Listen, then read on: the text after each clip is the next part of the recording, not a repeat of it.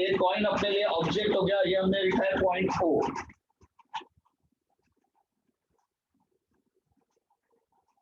तो एक तो हो गया आप नॉर्मली व्यू कर रहे हो, तो ये आपका नॉर्मल व्यू हो गया। Now supposing you are viewing from some angle, आप यहाँ से इस पॉइंट को देख रहे हो यहाँ से, तो ये हमने एक सेकंड नॉर्मल बनाया, ये दूसरा लाइन है, ये एक नॉर्मल है। तो इधर से आपने देखना शुरू किया है, तो ये आपका इंसिडेंट रे हो गया। इंसिडेंट रे और नॉर्मल के बीच में जो एंगल बनता है, that is the angle of incidence. So that angle is the angle of incidence. तो ये मेरा एंगल ऑफ इंसिडेंस हो गया आई। रेयर मीडियम में है, आप यहां से जब आप ग्लास स्लैब के अंदर आपका रे पहुंचेगा, तो it is going from rare medium into a denser medium. पहले आप किधर हो, पहले आप ये एयर में हो, आप एयर से कहां पहुंच रहे हो, आप एयर से पहुंच रहे हो ग्लास में। तो जब आप एयर से पहुंच रहे हो ग्लास में, it will bend towards the normal. तो ये आपका रे इधर से इधर जो जा रहा है एक्चुअली, ये आपका एंगल हो गया, एंगल ऑफ रिफ्रैक्शन। मैं बोल रहा हूँ इसमें कोई परेशानी है क्या, किसी को कोई दिक्कत है इसमें? आई और आर समझ में आया कि आपको?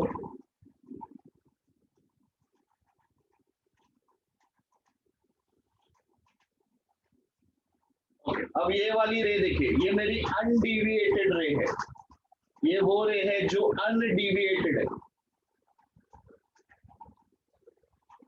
Now tell me, if this angle is I, how much is this angle? And tell me with the reason. If this angle is I, how much is this angle?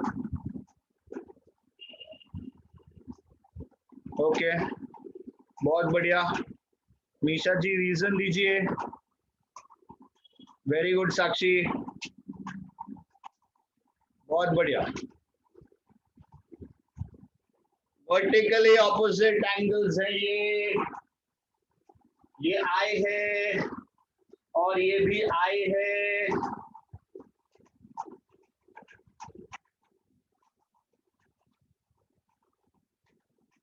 अरे समझ में आ रहा है? ओके, नाउ ये अगर आई है तो ये वाला जो एंगल है अंदर, कैन आई से दिस इज ऑल्सो आई?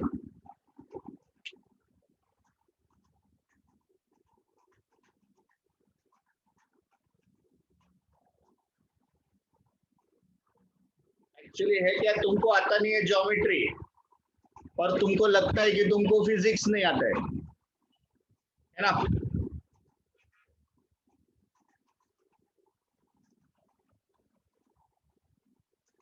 ये जो पॉइंट है यहाँ पर मुझे इमेज दिखाई देगा, this point is I.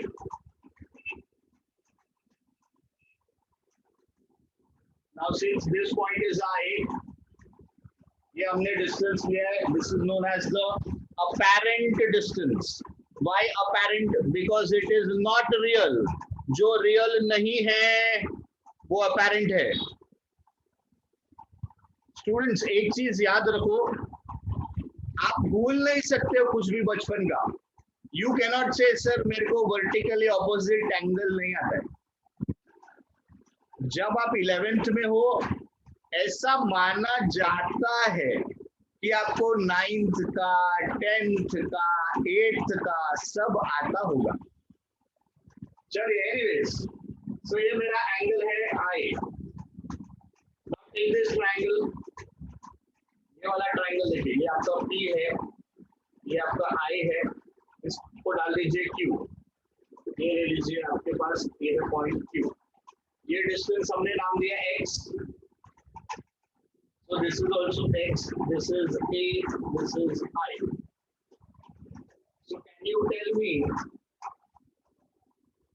what is tan I? Please tell me what is tan I.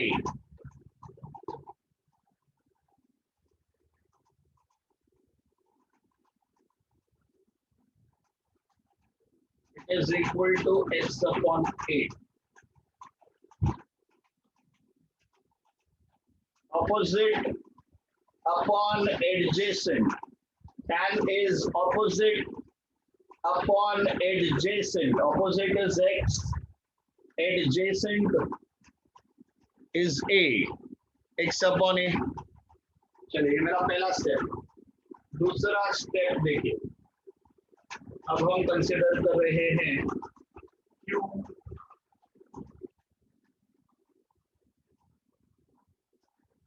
ये मेरा Q है. ये आपका पॉइंट का O. इसको भी कुछ नाम दे दो. PQ. R इधर जा चुके हैं. R मत लेना. S ले लो. This is S for us. ये एंगल है आपके पास R. ये आपके पास में है X. ये देखिए X. और QS is same as this distance. So this is R. So can you find tan R? Can you please tell me tan R?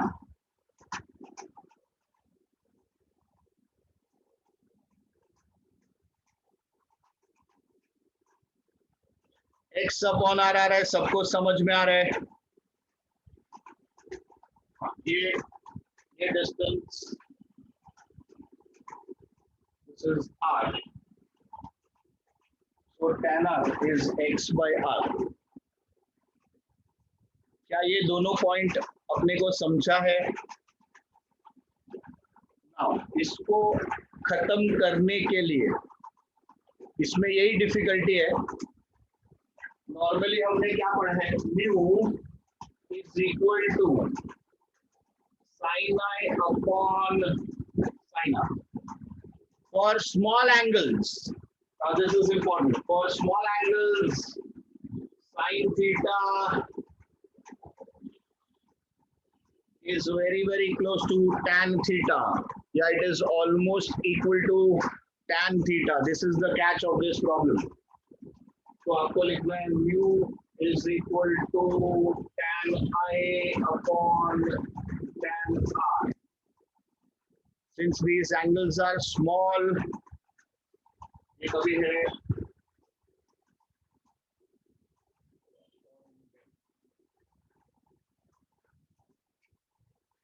theta is small, sin theta is almost equal to tan theta. अब आपका tan I और tan R substitute कर दो. तो tan I आप लिखोगे x upon a.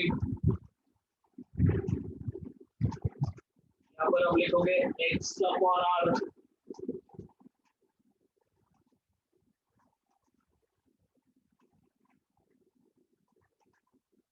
Therefore, mu is equal to R ऊपर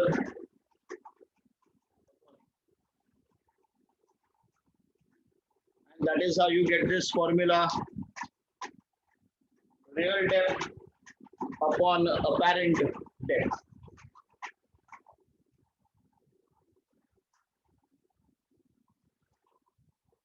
तो इसका डेरिवेशन हो गया. फॉर्मूला आपको याद रखना है प्रॉब्लम्स के लिए. रियल मतलब जो उसका असली डेप्थ है, that is the real depth. और जहां पर वो दिखाई दे रहा है वो हो गया अपेरेंट डेप्थ. ना बहुत बार ऐसा बच्चे के मन में आता है कंफ्यूजन, सर रियल कौन सा और अपेरेंट कौन सा, मुझे कैसे समझ में आएगा? तो आप इतना तो समझ ही सकते हो कि रियल मतलब ज्यादा डिस्टेंस होगा, अपेरेंट वाले का डिस्टेंस कम होगा. तो आप हमेशा जो छोटा डिस्टेंस है वो अपेरेंट ले सकते हो और जो बड़ा डिस्टेंस है वो रियल ले सकते हो. सिर्फ आपको क्वेश्चन पढ़ते टाइम ये ध्यान देना है कि ये डिस्टेंस तो नहीं दे दिया उसने, क्योंकि अगर ये डिस्टेंस दिया है और ये चाहिए तो then you will have to subtract. बड़ा माइनस दिस छोटा will give you this A. तो वो सिर्फ आपको ध्यान रखना है. अदरवाइज जो बड़ा डिस्टेंस है पूरा जो आपके, अगर समझो इसमें आपने पानी भर दिया है, ये आपका ग्लास है, इसमें आपने ऊपर तक पानी भरा हुआ, तो ये आपका रियल हो गया. तो जो भी आपका लेंथ ऑफ द ग्लास या हाइट ऑफ द ग्लास दिया होगा वो आपका रियल हो गया. है ना, और फिर जहां पर आपका अगर समझो पॉइंट है कुछ है तो कहां पर वो अपीयर हो रहा है, वो आपका पेरेंट हो गया। देखिए आराम से जरा डेरिवेशन देखिए। सो टोटल इंटरनल रिफ्लेक्शन के लिए दो conditions, extremely important conditions. The wave must travel from denser medium to the rarer medium. This is condition number 1 कि वेव को डेंसर से रेयर में ही जाना पड़ेगा तो ही टोटल इंटरनल रिफ्लेक्शन हो सकता है। Condition number 2,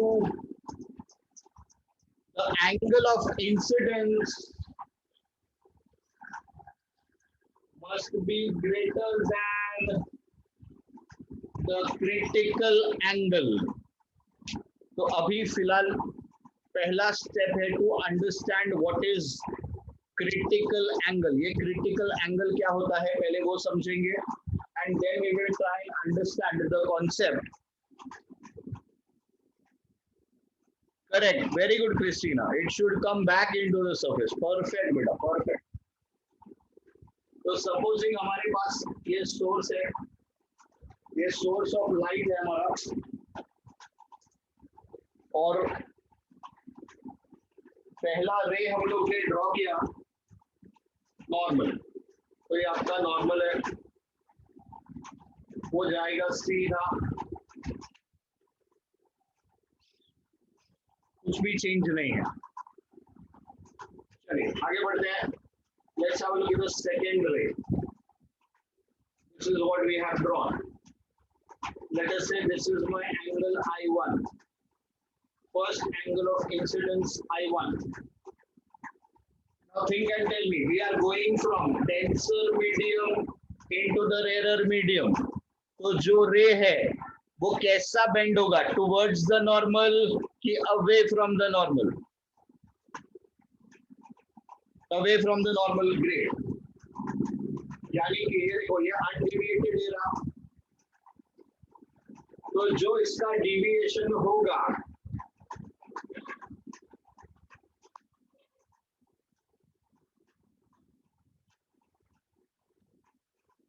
it will be away from the normal, इस लाइन के राइट हैंड साइड पे जाएगा, तो ये हो गया आपका एंगल ऑफ रिफ्रैक्शन 1। ठीक है, लेट अस से हमने पॉइंट लिया ए, 1 2 3 4 ऐसे डाल सकते हो, ए बी सी डी ऐसे डाल सकते हो, वो अपने ऊपर है। चलिए आप देखिए हम लोग क्या कर रहे हैं, अब हम लोग एंगल ऑफ इंसिडेंस को बढ़ा रहे हैं। ध्यान से देखिए क्या किया हम लोग ने, ये हमारा I2 है, अब ध्यान से देखो I2 is more than I1, I2 is more than I1, तो ये आपका अनडिविएटेड, तो आपका जो रिफ्रैक्टेड रहेगा it should go away from the normal, तो वो ये आपके अनडिविएटेड से राइट साइड पे, ये हो गया आपका एंगल R2। पॉइंट को डाल दो पॉइंट बी। अब प्लीज ध्यान देना, ये मेरा पॉइंट सी, अब हम सोर्स से जो रे ऑफ लाइट भेजेंगे it will be such that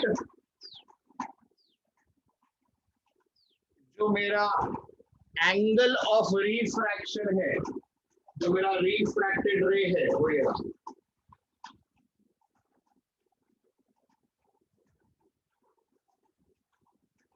और बढ़ गया ना, एंगल ऑफ इंसिडेंस बढ़ेगा तो आपका एंगल ऑफ रिफ्रैक्शन और बढ़ जाएगा।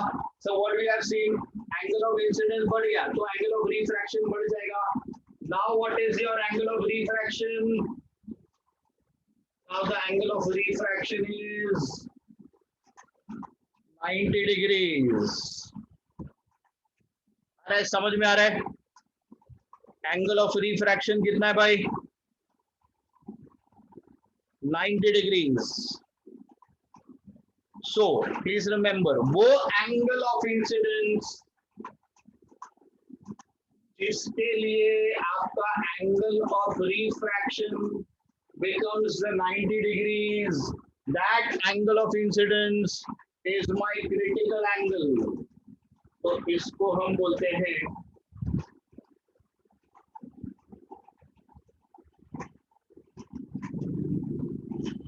critical angle.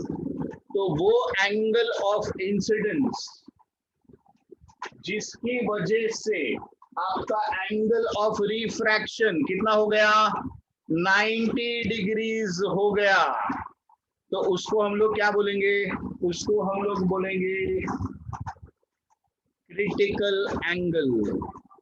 क्या सबको समझ में आ रहा है क्रिटिकल एंगल? क्रिटिकल एंगल पे एंगल ऑफ रिफ्रैक्शन कितना हो जाता है, क्रिटिकल एंगल पे angle of refraction becomes 90 degrees. बहुत बढ़िया, वेरी गुड, करेक्ट है भाई, करेक्ट है। अब क्या आपको ये रीजन समझ में आया, डेंसर टू रेयरर में ही ऐसा क्यों हो सकता है? अगर ये रेयरर टू डेंसर होता तो it would have bend towards the normal, towards the normal, towards the normal, correct. तो वहां पर ये पॉसिबिलिटी नहीं था।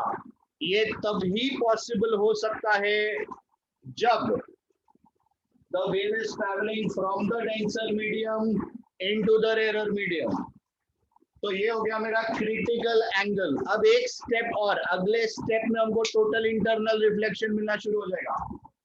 ध्यान दीजिए प्लीज, लेट अस से दिस इज पॉइंट डी, हमारा रे, it is going from the source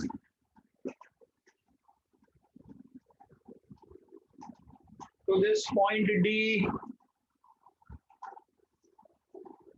such that my angle of incidence is greater than the critical angle। अब क्या हुआ है, मैंने एंगल क्रिटिकल एंगल से भी ज्यादा कर दिया, तो एंगल ऑफ रिफ्रैक्शन को बढ़ना पड़ेगा, एंगल ऑफ रिफ्रैक्शन बढ़ेगा।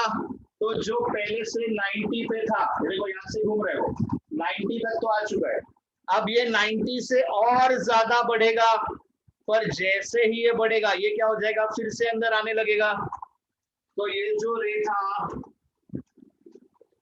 ये देखिए 90 तक पहले ही पहुंचा था, अब ये और बढ़ने वाला है, और जब ये और बढ़ेगा तब ये अंदर आ जाएगा। और अब यहाँ पर क्या होने लगा है, क्या ये रिफ्रैक्शन हो रहा है कि रिफ्लेक्शन हो रहा है? The ray is bouncing back in the same medium। तो ये रिफ्लेक्शन हो रहा है, और इस कॉन्सेप्ट को बोलते हैं टोटल इंटरनल रिफ्लेक्शन।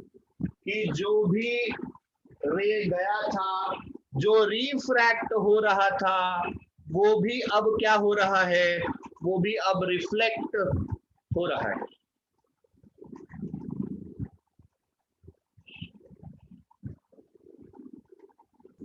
अब क्योंकि आपको ये क्लियर हो चुका है, तो अब इसका फॉर्मूला निकालते हैं, इसकी डेरिवेशन कर लेते हैं।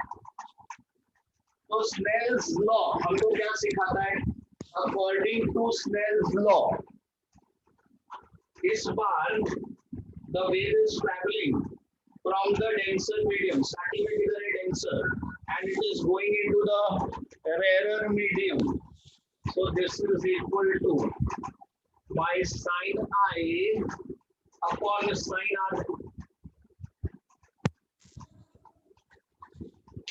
Do you agree?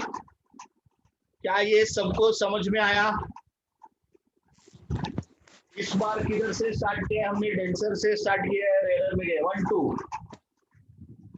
mu 1 2, it is sin I upon sin R। Is this okay everybody? Thank you। चलिए आगे बढ़ते हैं। तो इसको कैसे लिखोगे, इसको कैसे पढ़ोगे? It is refractive index of R with respect to D। So this is mu R upon mu D। This is equal to sine IC upon sine R। और जब I is equal to IC, what is R equal to? R is equal to 90. So when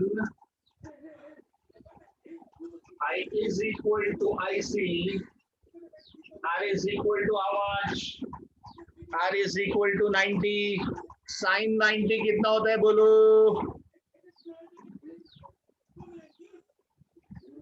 जल्दी बोलो। Sin 90 is 1. शाबाश।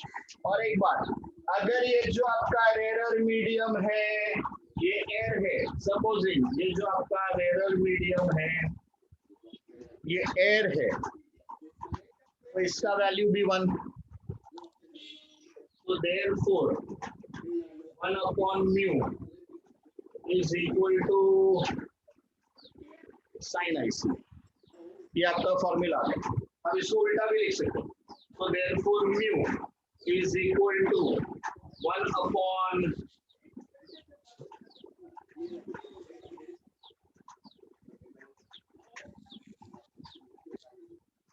तो ये mu के terms में आ गया, ये आपका आ गया साइन IC।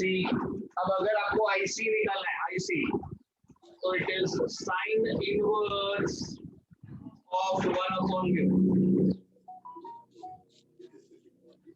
इसके लिए आपको लॉग टेबल्स का मदद लगेगा। इसके लिए आपको लॉग बुक देखने को आना चाहिए। बिना लॉग बुक के भी हम लोग अप्रोक्सीमेटली कैसे निकालने का वो भी सीखेंगे। So this is your derivation वाला पार्ट। ये तो हमने समझा थ्योरी पार्ट। इससे फॉर्मूला कैसे डिराइव होता है, इस तरीके से आपका फॉर्मूला डिराइव होता है।